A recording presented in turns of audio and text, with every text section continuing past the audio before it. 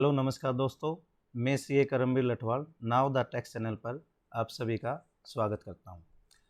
आज मैं आपसे डिस्कस करूंगा फाइनेंशियल एक्ट 2021 के तहत टीडीएस और टीसीएस से रिलेटेड 3 सेक्शन ऐड किए गए हैं, जो कि section 194 Q, section 206 A B और सेक्शन 206 डबल सी ए, जो 1 जुलाई 2021 से अप्लीकेबल हो जाएंगे।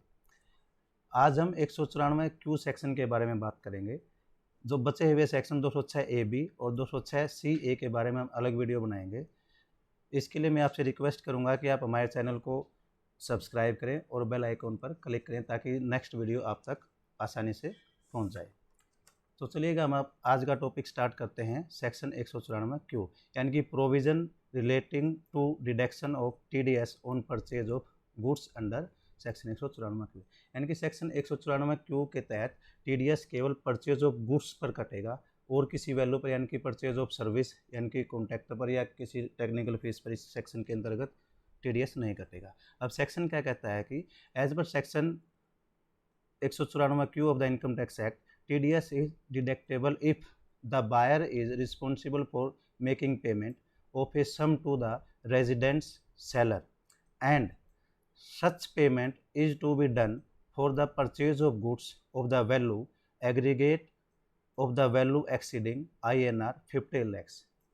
यानी कि कोई ऐसा बायर जो किसी रेजिडेंस को पेमेंट करता है, रेजिडेंट सेलर को पेमेंट करता है और वो पेमेंट 50 लाख रुपए से अधिक की है, किसके एवज में पेमेंट की है? परचेज ऑफ गुड्स के लिए पेमेंट की है। तो उस 50 लाख से अधिक की वैल्यू पर बायर के द्वारा टीडीएस डिडक्ट किया जाएगा।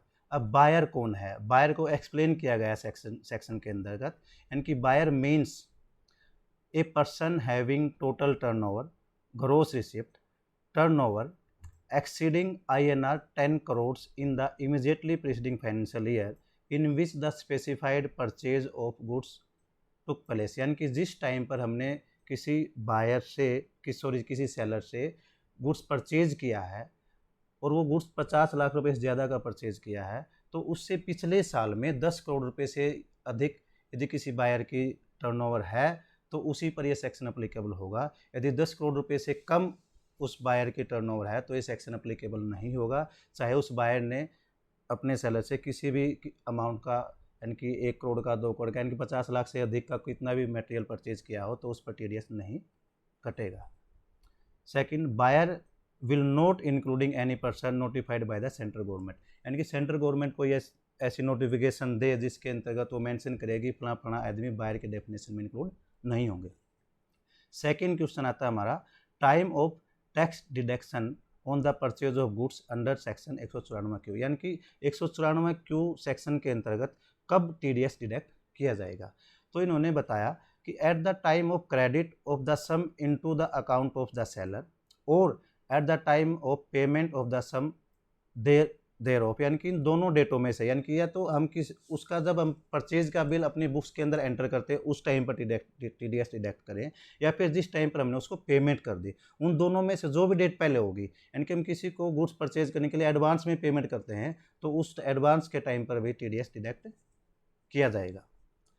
थर्ड क्वेश्चन है कि rate of TDS deduction under section 194 क्यों, यानी कि इस सेक्शन के अंतर्गत किस रेट से टीडीएस डिडक्ट किया जाएगा।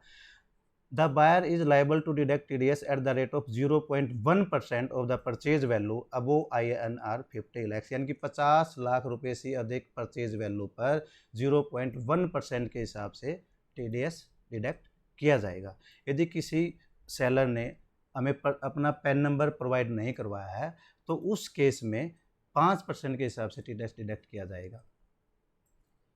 क्वेश्चन नंबर 4 है कि value of purchase of goods on which TDS is deducted under section 194 Q, यानी कि सेक्शन 194 क्यू में ऐसी कोई क्लैरिफिकेशन नहीं दी गई है कि हम किस वैल्यू पर टीडीएस डिडक्ट करें, यानी कि परचेज की वैल्यू क्या लेंगे, इंक्लूडिंग जीएसटी लेंगे, एक्सक्लूडिंग जीएसटी लेंगे। तो इसके लिए सीबीडीटी ने पहले एक सर्कुलर रिलीज़ किया था, यानी कि 23/2017 डेटेड 19/7/2017, जो कि सर्विस के बारे में बोलता है। उसके अंदर बताया गया कि वैल्यू ऑफ सर्विस क्या होगी जिस पर टीडीएस डिडक्ट होगा, excluding GST value of service ली जाएगी, यानी कि जीएसटी को निकालकर वैल्यू ऑफ सर्विस ली जाएगी, उस पर टीडीएस डिडक्ट किया जाएगा। तो हम यहाँ से रेफरेंस ले सकते हैं कि वैल्यू ऑफ परचेज क्या लें। अब net of GST value of purchase ले और नेट ऑफ जीएसटी पर हम टीडीएस डिडक्ट कर दें। एग्जांपल के लिए मान लेगा हमारा जो वैल्यू ऑफ परचेज है वो 1 करोड़ रुपए की है और 18% जीएसटी लगता है, तो उसमें हमें 1 करोड़ रुपए पर ही टीडीएस डिडक्ट करना है। जीएसटी एलिमेंट पर टीडीएस डिडक्ट नहीं करना, उसको हमें उससे निकाल देना है। नेक्स्ट क्वेश्चन है exemption available under section 194 Q, यानी कि किस किस केस में 194 क्यू के तहत हमें टीडीएस नहीं काटना। तो इसमें दो कंडीशन दी गई है। फर्स्ट है इसी कानून के अंतर्गत किसी अन्य सेक्शन के अंदर टीडीएस डिडक्ट होता हो तो उस केस में हमने टीडीएस इस सेक्शन के अंदर डिडक्ट नहीं करना। सेकंड, ऐसी कोई ट्रांजैक्शन जिस पर टीसीएस कलेक्ट किया जाता है एक्सेप्ट सेक्शन 206C1H, यानी कि एक सेक्शन को छोड़ के, कौन सा सेक्शन 206C1H को छोड़ के यदि अन्य किसी सेक्शन में 206C के किसी अन्य पार्ट के अंदर कोई टीसीएस कलेक्ट किया जाता है, जैसे लिकर पर है, लीव्स पर है, तो उस केस में टीडीएस डिडक्ट नहीं होगा। अदर देन केस में टीडीएस डिडक्ट किया जाएगा।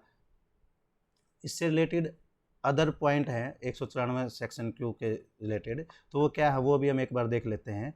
फर्स्ट है TDS is also deductible under section 194 Q against any amount credit to suspense account, यानी कि हमने अपनी बुक्स में किसी सेलर को किसी सस्पेंस अकाउंट में भी पेमेंट की है, चाहे वो मतलब वो पेमेंट परचेज ऑफ गुड्स से रिलेटेड होनी चाहिए, किसी रिबेट डिस्काउंट की वजह से किसी भी वजह से हमने पेमेंट की है, तो उस अमाउंट पर भी टीडीएस डिडक्ट किया जाएगा। नेक्स्ट है transaction where in TDS is deductible under both the provision section 206C1H and section 194Q, under such case TDS would be deductible only under section 194Q, यानी कि जब कोई केस ऐसा आ जाता है कि जिस एसएससी पे 206C1H भी अप्लीकेबल है और 194Q भी अप्लीकेबल है, यानी कि 206C1H जो है वो सेलर पर अप्लीकेबल होगा और सेक्शन 194Q बायर पर अप्लीकेबल होगा। यदि दोनों केस अप्लीकेबल है तो उस केस में सेक्शन 194Q के तहत टीडीएस काटा जाएगा। यदि गलती से सेलर भी टीसीएस कलेक्ट भी कर लेता है तो भी हमारी लायबिलिटी टीडीएस डिडक्ट करने की है। हम ये नहीं कह सकते कि उस केस में कि हमने टीसीएस कलेक्ट कर लिया, आप टीडीएस मत डिडक्ट करो, तो हमें टीडीएस डिडक्ट करना ही करना पड़ेगा। उस केस में डबल गवर्नमेंट के पास रेवेन्यू चला जाएगा। 0.1% 206C1H के तहत टीसीएस के केस चला जाएगा और 194Q में 0.1% टीडीएस गवर्नमेंट के पास चला जाएगा। नेक्स्ट है provision of section 194Q are not applicable where the seller is non residents, यानी कि हम किसी नॉन रेजिडेंट्स को पेमेंट करते हैं तो उस केस में सेक्शन अप्लीकेबल नहीं होगा। यानी कि कोई मटेरियल हमने इंपोर्ट किया और उस केस में हमने किसी को पेमेंट की तो उस केस में सेक्शन अप्लीकेबल नहीं है। Provision of section 194Q are not applicable on purchase of service, मैंने पहले ही बता दिया था कि ये सेक्शन परचेज ऑफ गुड्स पर अप्लीकेबल है, परचेज ऑफ सर्विस पर अप्लीकेबल नहीं है।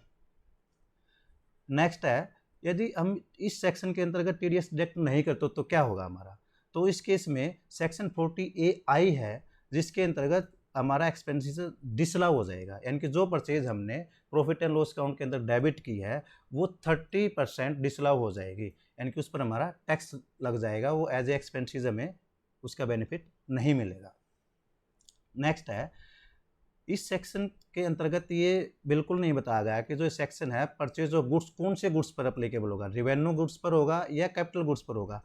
तो इसलिए विदाउट एनी क्लेरिफिकेशन हमें चाहे वो हम कोई भी गुड्स परचेज करें, चाहे वो गुड्स कैपिटल हो या रिवेन्यू हो, हम उसको प्रॉफिट एंड लॉस अकाउंट में डेबिट करें, अपनी बुक्स के अंदर कैपिटलाइज करें, दोनों केस में इस सेक्शन के अंतर्गत टीडीएस डिडक्ट किया जाएगा। अब हम इनको आसानी से समझने के लिए यानी कि सेक्शन 206C1H और 194Q की अप्लीकेबिलिटी कब कब होगी उसको समझने के लिए हमने एक एग्जाम्पल क्रिएट किया है, तो उसको देखते हैं। पहला कॉलम है हमारा टर्नओवर ऑफ सेलर इन करोड़, यानी कि जो इस कॉलम के अंदर टर्नओवर हमने दिया गया वो करोड़ के अंतर्गत है और सेलर का फर्स्ट कॉलम के अंदर। सेकंड कॉलम में बायर का टर्नओवर है। थर्ड कॉलम में हमारा टीसीएस अप्लीकेबल होगा या टीडीएस अप्लीकेबल होगा। फोर्थ में लायबिलिटी किसकी होगी, सेलर की होगी या बायर की होगी, कौन सा सेक्शन अप्लीकेबल होगा, कौन सा सेक्शन अप्लीकेबल नहीं होगा, और जो सेक्शन अप्लीकेबल नहीं होगा उसकी एक्सप्लेनेशन क्या है, क्यों अप्लीकेबल नहीं होगा।